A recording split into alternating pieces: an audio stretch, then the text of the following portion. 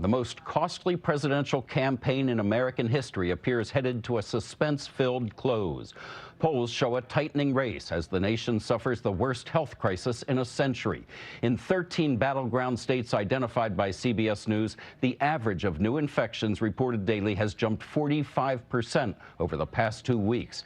In these final hours of 2020, President Trump is blitzing several of those states. Joe Biden is focusing on 2, Ohio and Pennsylvania, with over 93 million Americans voting early. The undecided are few.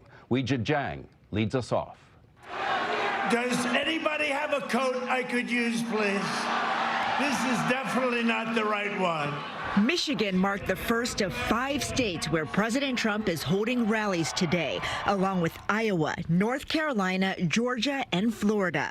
The president brought up another crucial state, Texas, where the Biden campaign told CBS News yesterday a group of trucks with Trump signs and flags tried to slow down one of its buses and run it off the road.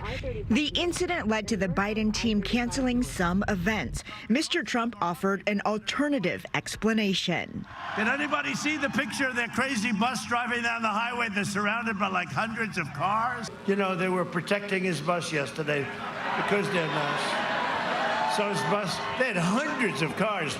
President Trump faced new criticism today for his downplaying the uncontrolled COVID-19 crisis.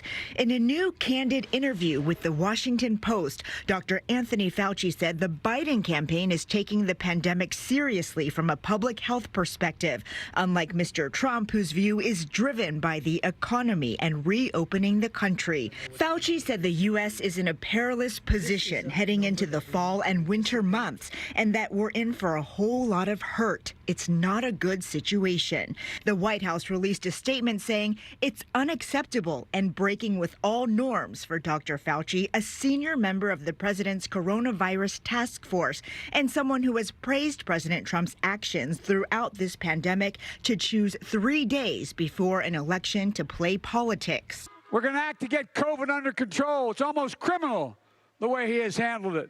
The former vice president campaigned in Philadelphia earlier, trying to flip a critical battleground state from red back to blue. So every single vote matters. The power to change this country is literally in your hands.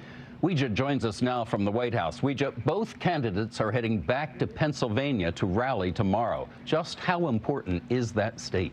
Well, Chip, the 20 electoral votes could decide the race. Today, President Trump criticized the Supreme Court for its decision not to intervene about the deadline to count mail-in ballots in Pennsylvania, which is 3 days after November 3rd. He insisted that the results should be finalized that very night.